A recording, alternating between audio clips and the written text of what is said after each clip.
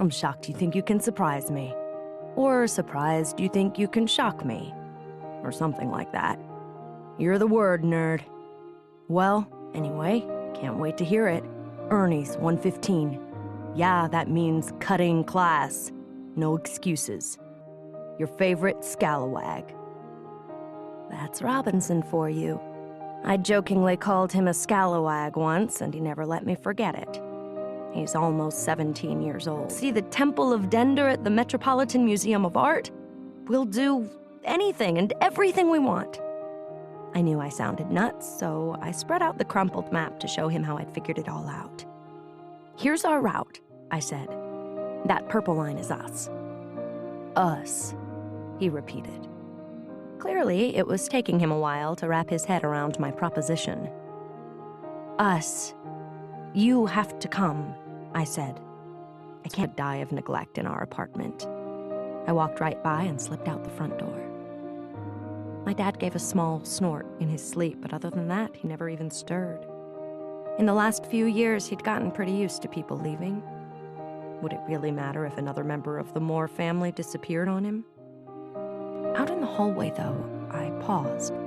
I thought about him waking up and shuffling into the kitchen to make coffee. He'd see how clean I'd left it, and he'd bite toward me, but I shook my head. I couldn't eat. I'd managed to keep a lid on my nerves, but now I felt like jumping out of my skin. When had I ever done anything this crazy? This monumental? I never even broke my curfew. Hurry up with that pie, I said. The bus to Eureka leaves in 45 minutes. Robinson stopped chewing and stared at me. Pardon? The bus, I said, drawing. We had 10 minutes left. I just want the perfect thing, he said. At that moment, we saw a flash in the corner of our eyes. It was brown and fast and coming toward us. I gasped and reached out for Robinson. He laughed and pulled me close. Whoa, Axie, get a grip. It's only a dog. My heart was thrumming. Yeah, I can see that. Now.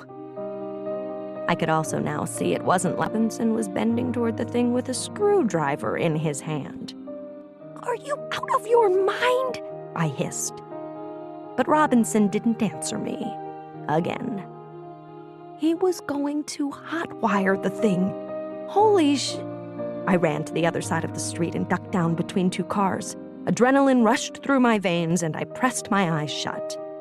There was no way this was happening, I told myself.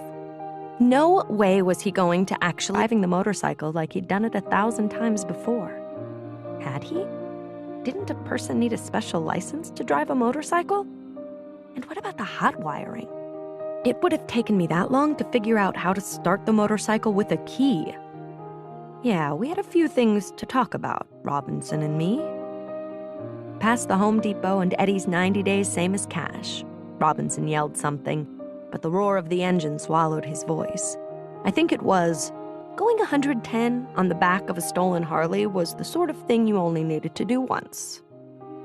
Robinson walked into the station to pay for the gas and emerged with 2 vitamin waters and a Slim Jim, which, if you ask me, is like eating a pepperoni-flavored garden hose.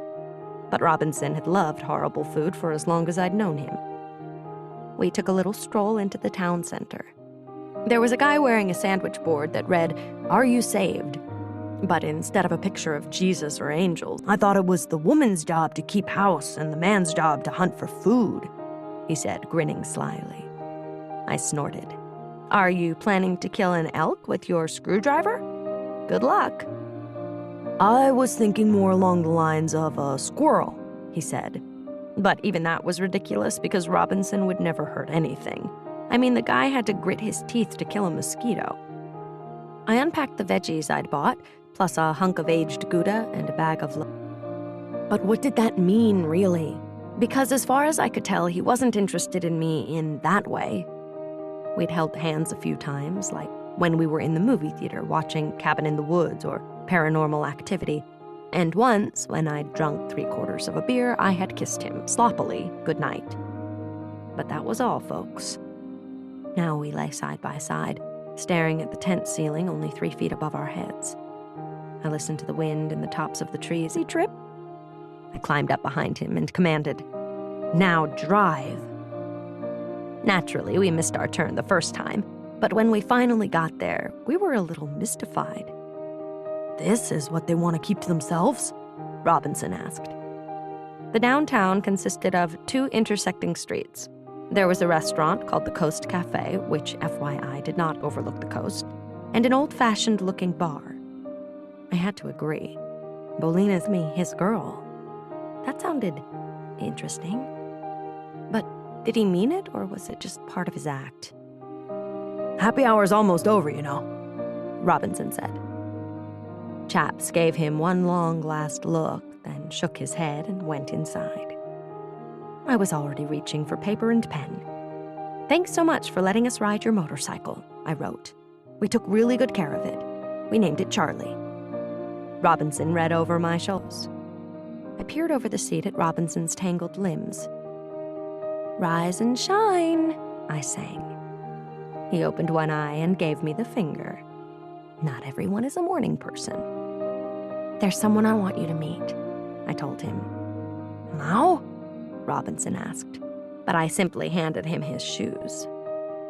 There was one book I'd gotten Robinson to read in the last 6 months. The Winding Road was a memoir about growing. "My dear, there is no universal secret. There's only the secret each writer discovers for herself. The path forward." I could feel my shoulders slump.